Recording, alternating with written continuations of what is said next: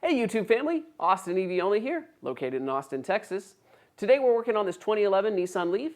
We're going to change out the inverter. It's not necessarily bad, but I need to get the inverter out of the way so I can get to the DC-DC converter. And let me quickly explain the difference. So the inverter takes the 350 volt high voltage DC and converts that into AC voltage for use by the motor. The motor is a three-phase AC motor, and it needs that conversion to happen before it can utilize the power. So this should be a pretty fun project. We're going to show you how to get it out safely so that no one gets hurt, and swap it out so you can get your new one in. Stick around and we'll show you how we do it. Coming up. My name's Kevin. I'm the owner of Austin EV Only. If you're new to the channel, we do repairs on all models of Tesla and the Chevy Volt, Fiat 500 electric, and the list is growing every day. If you're new here, we'd love it if you'd subscribe. It'd mean a lot to us and help others find our channel.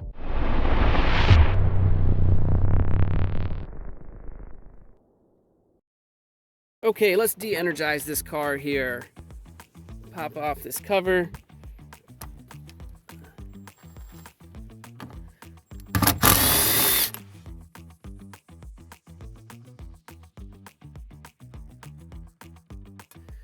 Sweet, and then this thing is like super difficult. Always has been. Oh no, not this clown again. Let's see, so we gotta spread these apart while simultaneously pulling up on this. Then push this in here. And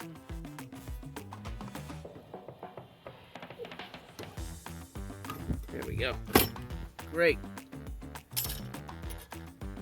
Here, I'll just throw this back over here since that's the dangerous ouchie zone. Okay, and for the sake of safety, let's disconnect the negative terminal here. There we go. That ought to do it.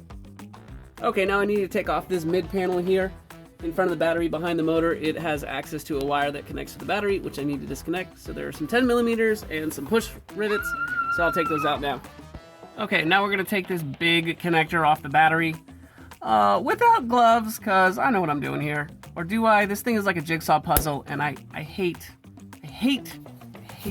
trying to get this thing off. It's so confusing. Okay, it's the one on the side first, over here. Slide the collar part of the way back, and then it stops. And then press the one on the bottom side, and then it slides the rest of the way off. Don't touch those fun nuggets. That will be bad, bad, bad. No touchy.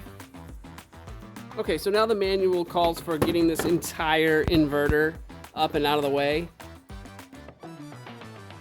I see 4 13mm bolts that are holding this sucker in place. So I just want to break them free first. Let's see if once we get those out, if that will allow me to gain access here. Great.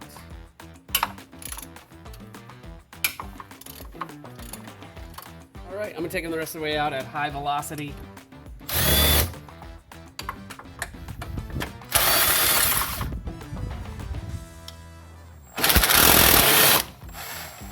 Alright, and then this side.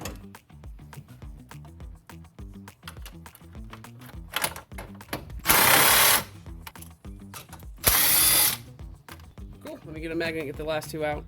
Okay, it would seem to me that before anything goes anywhere, I need to disconnect this sleeve here. So again, let's see, blue tab goes up, pinch the sides. There we go, got it. And then there's a little tab in the front. Got it. And then, does this thing have any wiggle room? Sure does. Okay, we got it out. Great. One of the things that's keeping this from coming out any further is that this line is full on snugged up. So let me actually disconnect this hose here.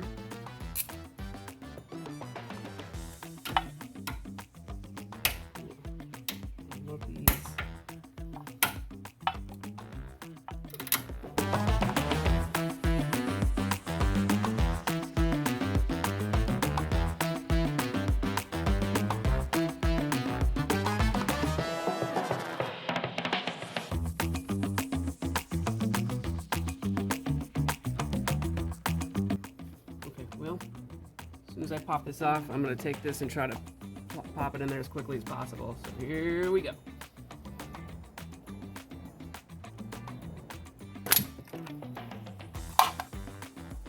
Okay. Put one in there.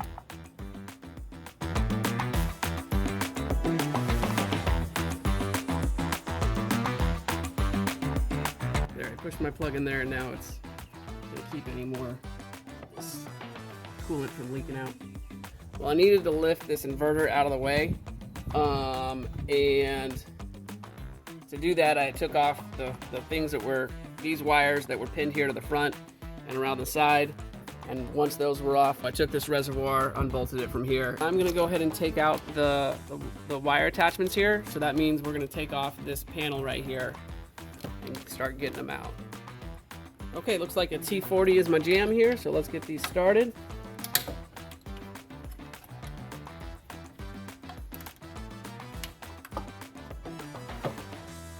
Oh my goodness.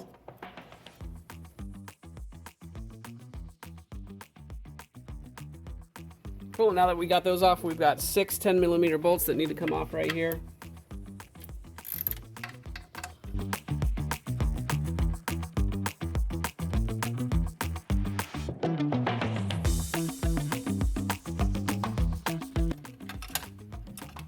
Awesome. Okay, and then if we look down in here, we've got 3 13mm bolts, one for each phase. So I'm going to take out those bolts. It said to use a magnet as you're getting close to getting these out, because you don't want to drop these bolts down into the inverter itself. So let's go ahead and get those 3 13mm bolts out now.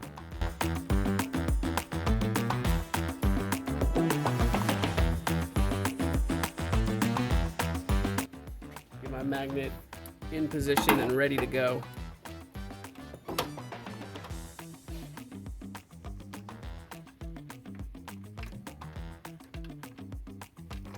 Go magnet.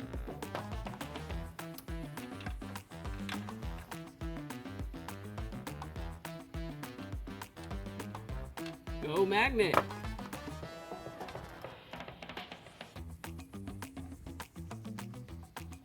Go magnet. All right, we got all 3 phases unbolted.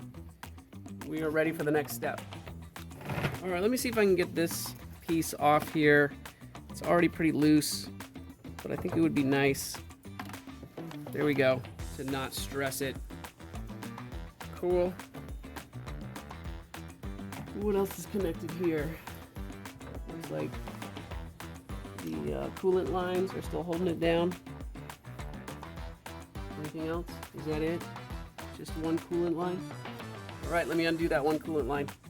Okay, I feel like I'm running out of things to pinch or plug coolant lines with, so I'm onto a pair of like flat vice grips. See if we can make it happen. Cool. I need the channel locks in here around this refrigerant line, which is not movable.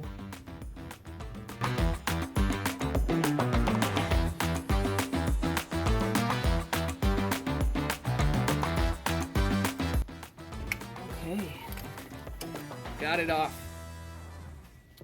Okay, I might be forgetting something, but I think I can lift this entire inverter out now, which would be great just to get it out of the way. But again, wasn't thinking it was a requirement. Let's see.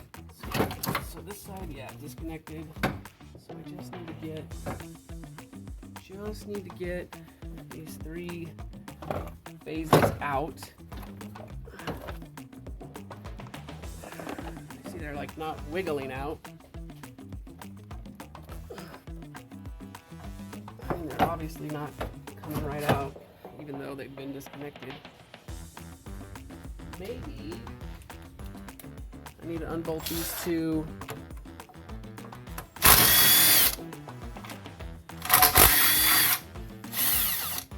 See what happens when you don't read the directions. That feels better. Here we go. Hooray! It's out. Okay, so then can we just lift this whole thing out?